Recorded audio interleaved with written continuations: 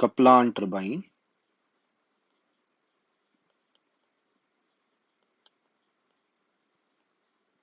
Now this is another type of reaction turbine. Now the some important characteristics of this turbine are, now this is a you can say this is an axial flow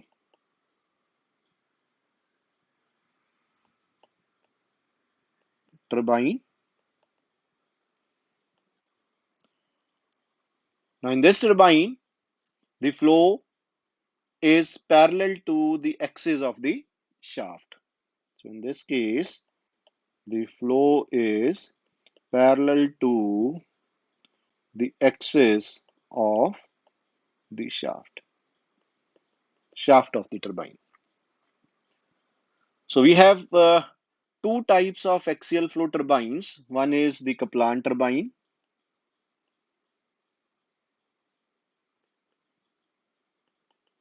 Okay, and second one is the propeller turbine.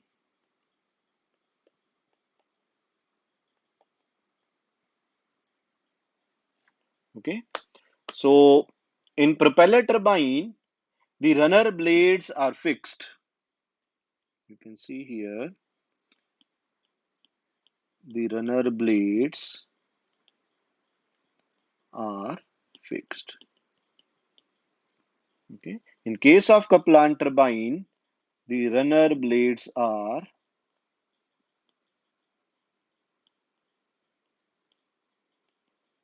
adjustable. Okay, now the runner of a Kaplan turbine or a propeller turbine, that is similar to the propeller of a ship or similar to your fan.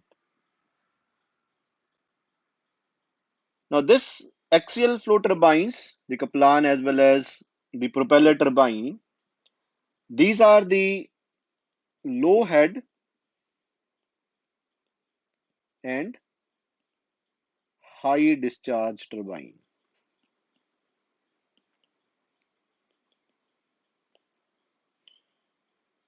So in this case, the head is less than 40 meters. The range of specific speed for this turbine, that is from 250 to 850. Now this Kaplan turbine, out of these two, propeller and Kaplan, the Kaplan turbine is a highly efficient turbine and its efficiency is near about 98%. Now this turbine has lesser number of blades, so usually 3 to 4. These are the number of runner blades, and at the max or most it is up to 6. Now if you see the diagrams for both propeller and Kaplan turbine, you can see these two diagrams. Now in this diagram we have you can see these two diagrams are similar to your Francis turbine. So at the outer side we have the casing. So this one is the casing over here. Okay, so this casing is connected to penstock and water enters from this casing.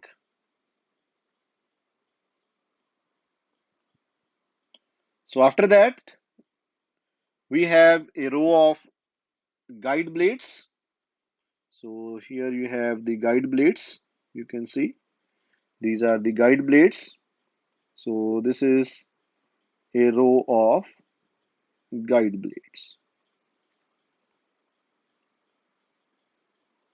Then, so these are my runner blades.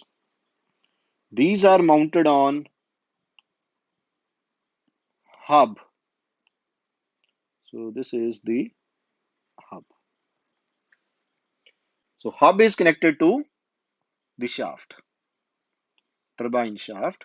So you can see, so this is my turbine shaft. Okay. Now in this case, water enters to the casing from penstock.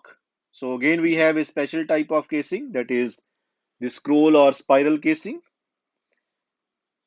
After that, water goes to the guide blades. So the position of guide blades are adjusted according to the load on the turbine. So water enters to the guide blades.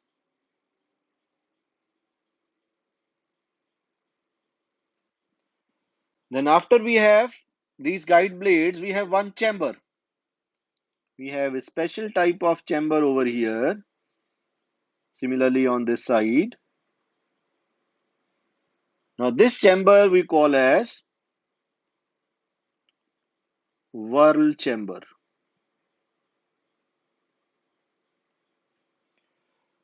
Now this whirl chamber makes the flow from radial to axial direction. Okay, so in the whirl chamber, the water flow changes its direction from radial to axial one. So after that, the water strikes on the runner blades. So that strike to the runner blades purely in the axial manner. So these are my runner blades.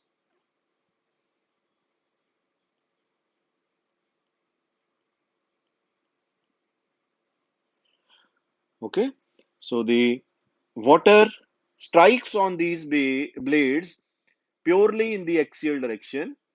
So due to then reaction pressure, due to the difference of pressure from higher side to lower side, there is a reaction pressure. So due to that reaction pressure, these runner blades starts rotating. So as these blades are mounted on the hub, my hub starts rotating. Along with that, the shaft of the turbine starts rotating. So this is how this turbine works. So after uh, striking the runner blade, the water goes to the draft tube. So at the bottom we have a draft tube. Now this is a draft tube of elbow type with cross section rectangular at the end. Okay, so here we use an elbow type draft tube. Okay, so in this manner, this turbine works.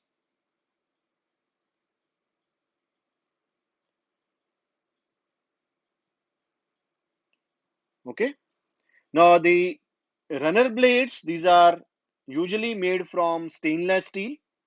The material for the runner blade is stainless steel and they are directly attached to the hub. Okay, and there is no bend like that in case of Francis turbine. They are almost straight. Okay, so this straightness eliminates the frictional losses of the turbine. Okay, so due to this factor also, this turbine is highly efficient. Now in next diagram, you can see how these runner blades are mounted on the hub. So these are my runner blades. This is one, this is second, okay, and this is the third one. So here in this case, the three runner blades are mounted on the hub. Okay. Now if I see the single one, the single runner blade, its shape is something like in this diagram. So this is my single runner blade of the Kaplan turbine. So its cross section is airfoil type. So you can see in this case, this is my one section. You can mark over here.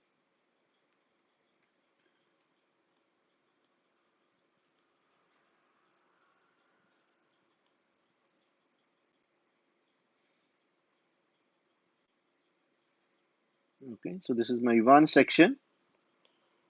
So in this case, you can see the water enters from this side, okay, and leaves from this side. So this is for one section. Similarly, for extreme outer section, you can see, so water enters from this side and exit from this side.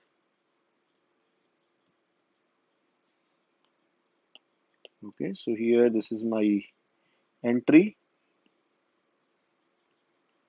and this is my exit. Okay, and this is my tip of the runner blade.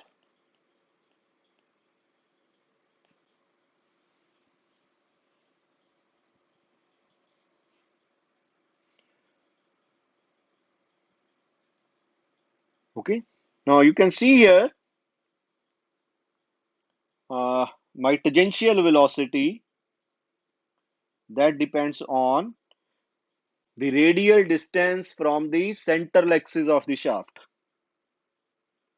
Okay, so along this x-axis, I can write my tangential velocity as um. This is at one radial distance from the central axis of the shaft. Now, along the tip of the shaft, the distance, the radial distance is increased. So I have different value of tangential velocity over there and I mark it as ut. Okay, so ut is the tangential velocity at the tip of the blade and is the tangential velocity at any other section on the blade.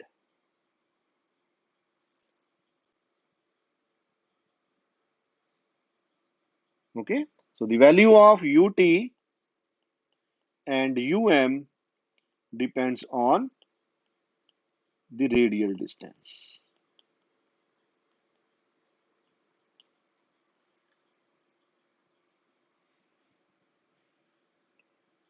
Okay,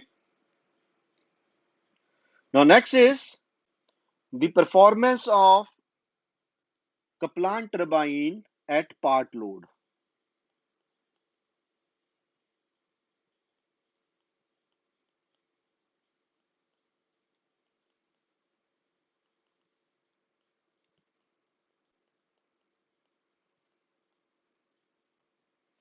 Now the meaning of this term part load, now any turbine I can design for a one particular designed load.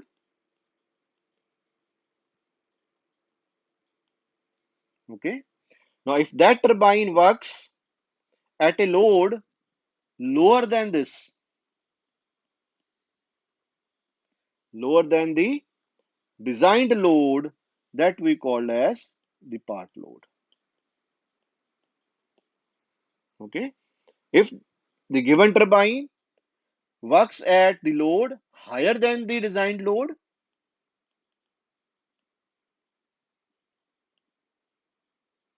okay, so that we call as overload.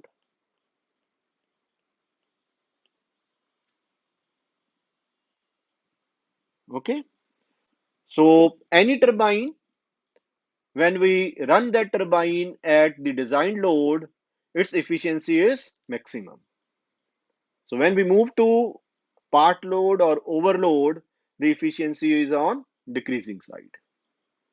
However, in case of Kaplan turbine, you can see when we run a turbine at part load as well as on overload, the efficiency is not much affected. It is as high as the designed load. Okay. Now this is because of the change or adjustment we can make in the runner blades. While our turbine is on running side, we can adjust the turbine blades according to the discharge. We can adjust the runner blades according to the discharge.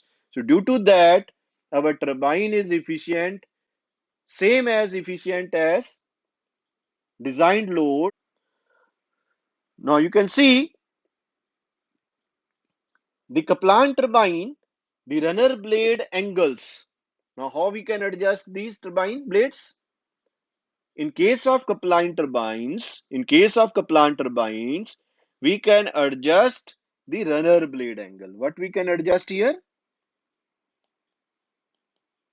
We can adjust the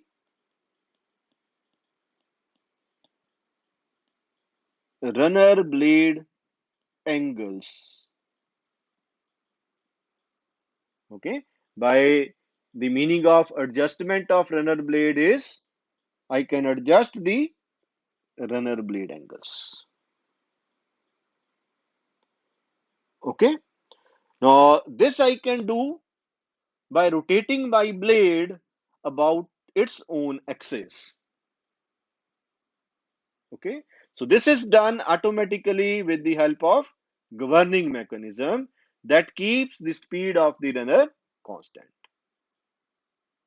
Okay, so the adjustment of guide blades as well as the adjustment of these runner blades in case of Kaplan turbine is adjusted according to the speed of the turbine.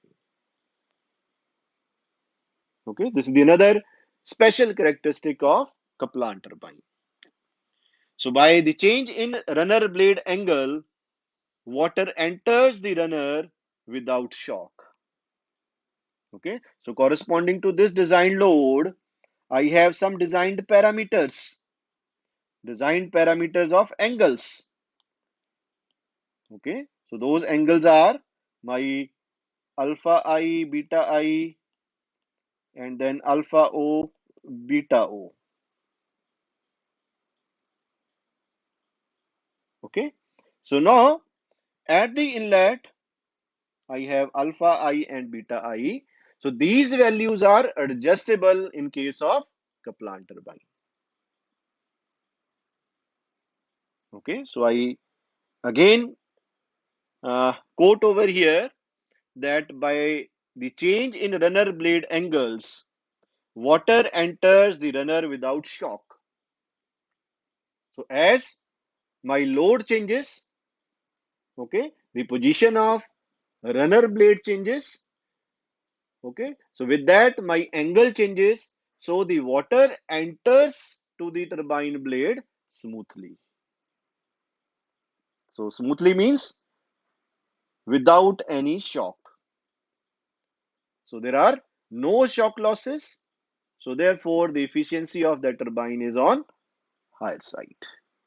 Okay, so this without shock entrance keeps the efficiency of the turbine fairly high by reducing the eddy losses at the inlet.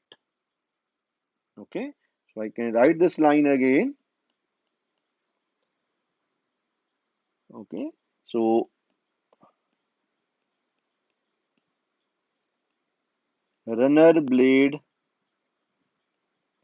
angle change. Okay, this keeps efficiency on high side by reducing the shock losses, or you can say eddy losses. So this is at the inlet.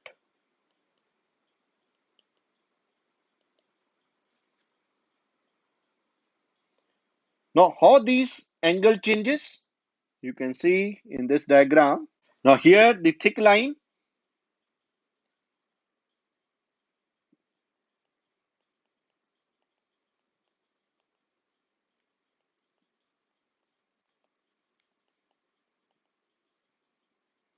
okay, that is for say designed load.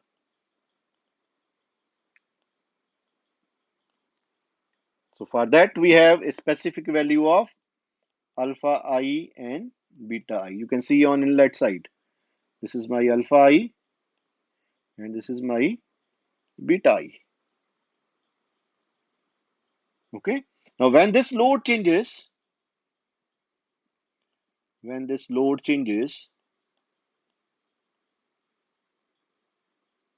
okay. So accordingly my discharge changes.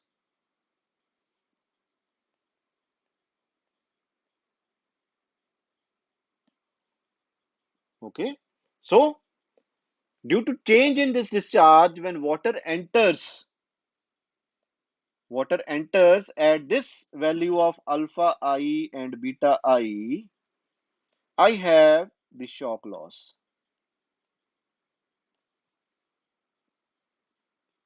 Okay. Now to avoid this shock loss, I have to change the value of alpha I to alpha I dash and beta I to beta I dash to keep my entrance smooth. Okay. So for that, I change the position of my runner blade. So accordingly, at the change node, now my velocity triangles shifted to dotted one.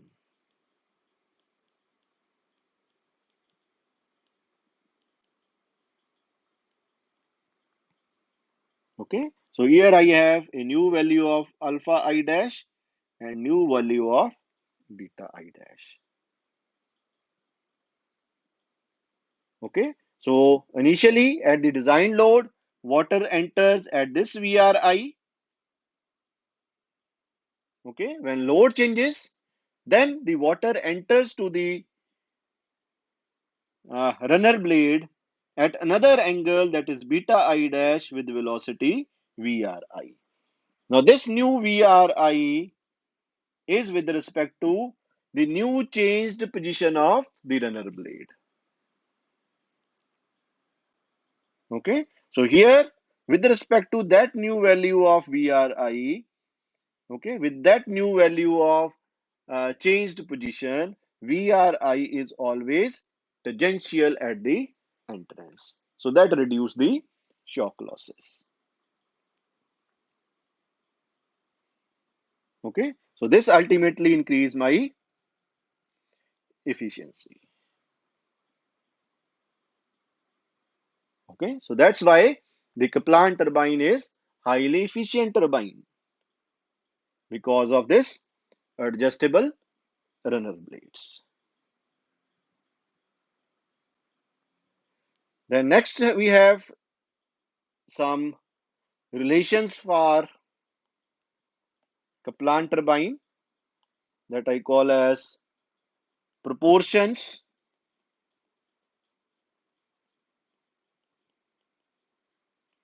for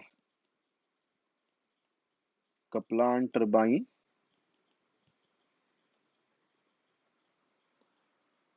Okay, one is the formula for discharge. Okay, so here the formula for discharge is pi by 4 d square minus small d square into Vf. Okay, so where d is diameter of the runner and small d is diameter of the hub.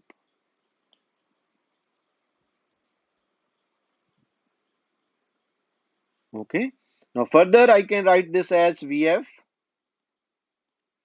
as Kf under root of 2GH. So Kf is flow ratio. Okay, so for Kaplan turbine, its value ranges from 0.35 to 0.70.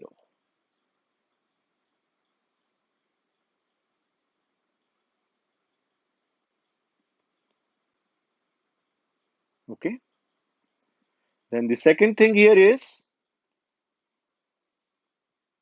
the tangential velocity or the peripheral velocity u of the runner varies with the radius. This value of u varies with the radius from the central axis of the turbine shaft. So the value of u changes from one section to another section. It changes from internal section of the blade to the tip of the blade. Okay, so you can say in case of axial flow runner, the tangential velocity varies from, so this u varies from section to section. Another point is at one section. So at, you can see this diagram. So the one section is at constant radial distance. Entry and exit is at same radial distance. So you can say at one section,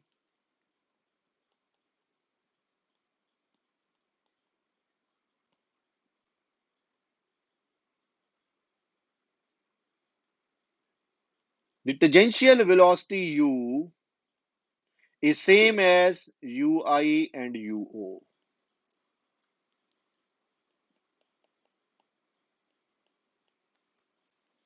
Okay, so at one section, the radial distance is same.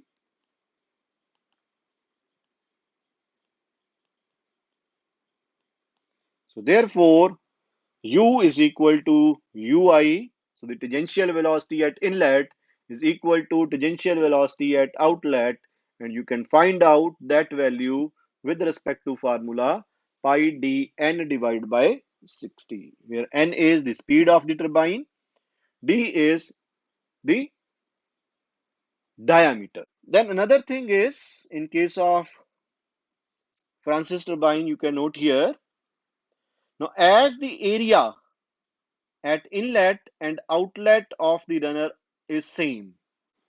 You can see the formula is for discharge pi by 4 d square minus d square into Vf. Okay. Now this area is same. So you can say as the area at the inlet and at the outlet of the runner are equal, so we can write this as discharge at outlet, that is pi by 4, the area I write it as simply A into Vfi is equal to the discharge at the outlet A into VFO. So that means my VFI is equal to VFO. Okay, so as the area at the inlet and outlet of the runner is same, so the runner blades are designed by keeping the assumption that the flow component of velocity is same from the root to the tip of the blade. Okay, this is same, you can say this value is same from root to the tip of the blade.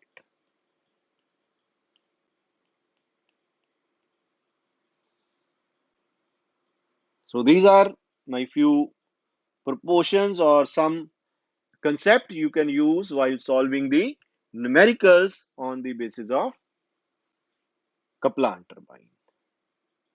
So this ends the theory part of Kaplan turbine.